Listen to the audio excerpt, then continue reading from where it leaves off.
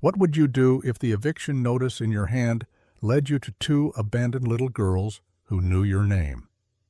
Ethan Carrington didn't believe in fate. He believed in contracts, deadlines, and consequences. At 57, he had built his fortune brick by brick: luxury real estate, cold-hearted investments, countless eviction notices. Compassion? That didn't fit on a balance sheet. So when his property manager handed him a file stamped Unit 2C, 3 months overdue, he didn't flinch. He tucked the eviction notice into his coat pocket, climbed into his sleek black Mercedes, and drove across the city to a decaying townhouse that once held elegance but now sagged under time and hardship. The plan was simple: knock, deliver, walk away. But the door didn't open to a tenant. It opened to two tiny girls in matching blue dresses. They couldn't have been more than 6 or 7. Their big, fearful eyes locked with his, and for the first time in years, Ethan hesitated. "Is your mom home?" he asked, his voice softer than he expected. The older girl shook her head bravely. "She said she'd be back last week," she whispered. The younger stepped forward, tears brimming. "Please don't take our home. Mommy said if something went wrong, Mr. Carrington would help us." Ethan froze. "What did you just say?" The older girl reached into her dress pocket and pulled out a wrinkled envelope. His full name was scribbled across the front, in handwriting he hadn't seen in years. Sophia. He tore it open right there on the porch. "Ethan, if you're reading this, it means I'm gone. I didn't want to ask this way, but they have no one else. Their names are Mia and Chloe. Please take care of them." The world spun. Sophia Delgado, a ghost from his past, warm, fiery, unforgettable. They had shared a fleeting but passionate chapter a decade ago, until Ethan walked away for a deal in Chicago. He had told himself it was just business, timing. He never looked back. "Where's your mom now?" he asked, kneeling. "She said she had to fix something," Chloe murmured. "She never came back." Ethan stepped inside. The apartment was dead quiet. No lights, no sound. Just 2 tiny beds, a few empty cereal boxes, and a handwritten note taped to the fridge explaining how to warm up leftovers. The air smelled faintly of lavender and abandonment.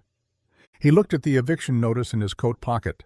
Then he folded it once, twice, and slowly tore it into pieces. That evening, he brought them hot food from the corner diner. He sat across from them in the cramped kitchen while they devoured it like they hadn't eaten in days. They whispered before answering him. They kept glancing toward the door, still waiting for someone to come. That night, he called every hospital. No one under Sophia's name. So he hired a private investigator. "Find her," he said, "and keep this quiet."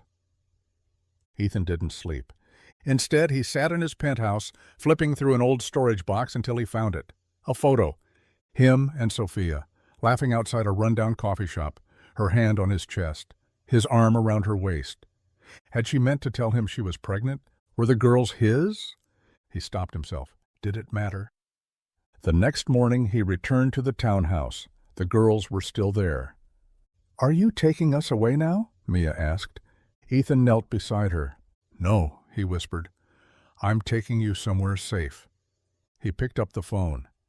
"Clear the guest wing," he told his housekeeper. "We have family coming." And if this story has touched your heart, don't forget to hit that subscribe button. These stories come straight from the soul, and you won't want to miss the next one. 3 days later, Ethan stood barefoot in his marble kitchen at 6:00 a.m., pouring cereal into 3 bowls. Mia and Chloe, wrapped in fuzzy blankets, sat at the counter, quiet, trusting. No questions, no tantrums, just trust. That trust crushed him, because he still had no answers. That night, the private investigator called. "Ethan, I found Sophia. She's alive, but she's in a coma, car crash, no ID. She's been listed as a Jane Doe in a county hospital for nearly 3 weeks." He drove there alone, and when he saw her lying in that ICU bed, tubes everywhere, bruised and still, his heart shattered. But beneath the silence, she was still Sophia. He sat beside her. "I'm sorry," he whispered. "I should have stayed." She didn't move. 2 days later, the DNA results arrived.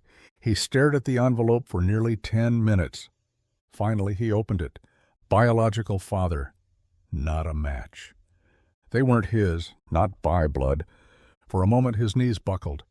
He felt shame, guilt, loss. He had hoped they were his.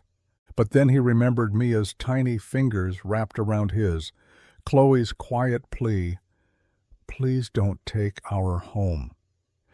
And his heart didn't change. They weren't his by blood, but they were his now. That night, he sat the girls down in his study. No staff, no suits, just Ethan.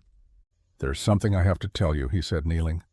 "I'm not your real dad," he continued gently, "and I don't know if your mommy will wake up, but I need you to know something." He placed a hand on their backs. "I'm not going anywhere. You never have to be afraid again." Chloe began to cry. Mia wrapped her arms around his neck. "I knew you were good," she whispered. Weeks passed.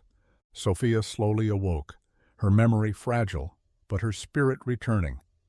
Ethan visited every day. He read to her, fed her, showed her pictures of the girls. One morning, her eyes welled with tears. "I always meant to tell you," she said softly. "They're not mine." Ethan blinked. "They're my nieces. My sister died during childbirth. I wasn't supposed to raise them, but I couldn't leave them behind. I remembered you once said, if I ever needed help—" Ethan's chest tightened. He had made that promise years ago, over coffee, never expecting it to matter, until now. 6 months later, the adoption was finalized. Ethan Carrington became their legal guardian. Sophia, now fully recovered, moved in, not as a guest, but as family. The penthouse, once cold and pristine, was filled with laughter, piano lessons, science projects, bedtime stories, and crayon drawings.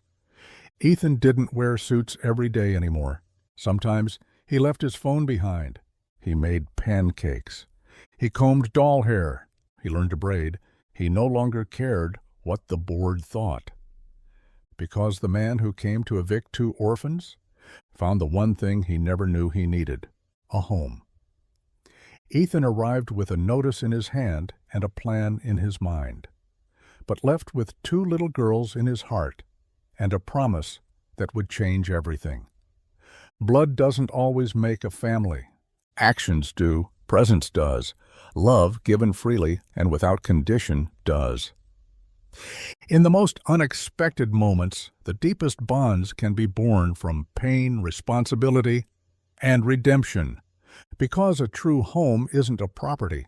It's a place where no one walks away, where someone chooses to stay. And you, who would you choose to care for, even when you don't have to?